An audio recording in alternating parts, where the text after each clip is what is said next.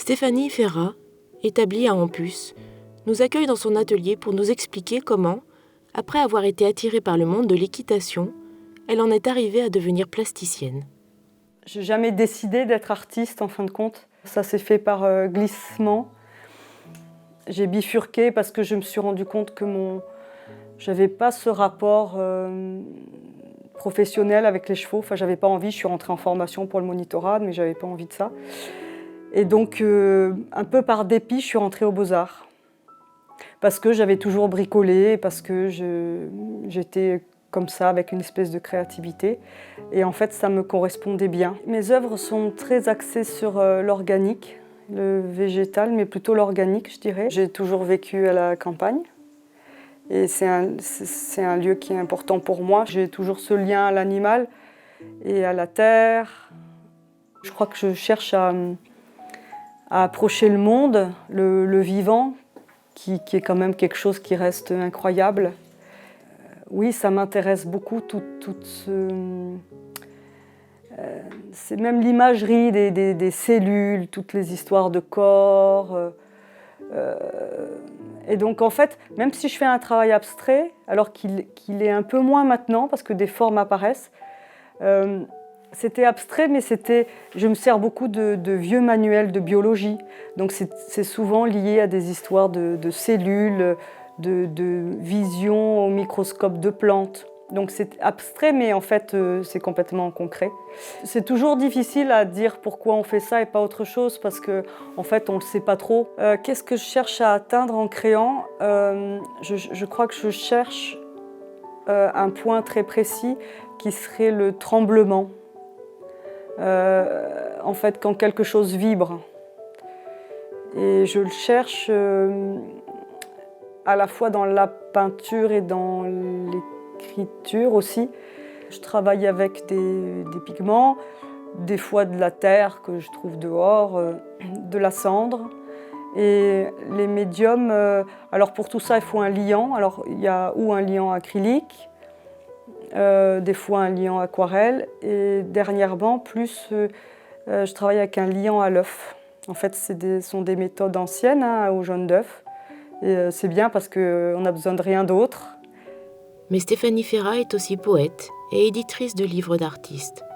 Après avoir collaboré avec l'illustratrice Cécile Gambini dans une maison d'édition du nom de Pas vu, pas pris, elle a lancé Les Mains, sa propre maison d'édition, en 2011. La maison d'édition que j'ai créée, c'est comme la peinture, je n'ai pas vraiment voulu créer une maison d'édition. En fait, quand j'étais aux Beaux-Arts, très vite, j'ai gribouillé sur des carnets. Comme j'écrivais et qu'il y avait le côté plastique, c'était très bidouillé, mais bon, voilà, ça l'est toujours d'ailleurs. Et puis après, j'ai acheté une petite presse typo, donc la typographie, les lettres en plomb, comme ça se faisait à l'ancienne, et c'était l'époque où les imprimeurs passaient à l'imprimerie actuelle. Et donc j'ai pu accéder à ce matériel et qui me sert toujours pour faire mes livres d'artistes. J'ai appelé la maison d'édition Les Mains parce que c'est tellement artisanal, à tout découper le papier à la main, à composer à la main, à plier. Ce sont donc des livres qui sont tirés à 30 exemplaires.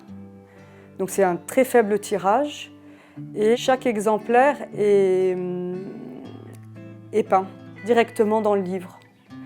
Donc ce sont des œuvres originales qui sont dans les livres. Et puis j'aime voir aussi comment ça fonctionne avec d'autres peintres. Donc c'est un peu le propre des maisons d'édition comme ça, de petits tirages, c'est de pouvoir collaborer avec d'autres univers. C'est ça qui est intéressant, c'est de se déplacer, de se frotter un peu, sinon ça sort de l'atelier qui est plus en solitaire. Pour créer le livre, en fait, ça peut partir dans tous les sens. C'est-à-dire je peux avoir un texte qui arrive sur lequel j'interviens, et là je lis le texte et je laisse monter des sensations, comme quand on écoute de la musique. En fait, on a des couleurs qui viennent ou des matières. Et à partir de là, j'interviens avec ces formes et ces sensations que je sens. Ça peut être aussi, par exemple, une série sur laquelle je suis en train de travailler en peinture qui me donne l'envie d'un texte que j'écris moi et sur lequel j'interviens dans un livre. Ça peut venir d'un événement dans la vie qui fait qu'un texte arrive et que des peintures arrivent. Toutes les entrées sont possibles. Et, par contre, quand je travaille avec quelqu'un, aussi bien en peinture qu'en poésie, je tiens vraiment à ce que les choses ne soient pas plaquées, c'est-à-dire un texte arrive et moi je colle des peintures à côté. J'ai vraiment besoin que quelque chose se mélange. Il m'est arrivé par exemple que quelqu'un m'envoie un texte, je fais des peintures, il réécrit sur les peintures que j'ai déjà faites et ça fait comme ça un petit ricochet.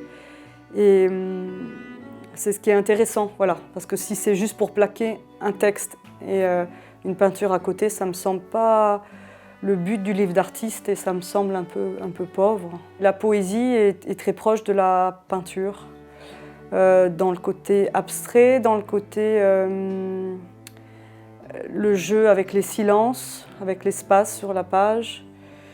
Donc pour moi c'est très lié. En fait je peux écrire quand je suis en train de peindre parce que quelque chose me vient et c'est une espèce de mélange.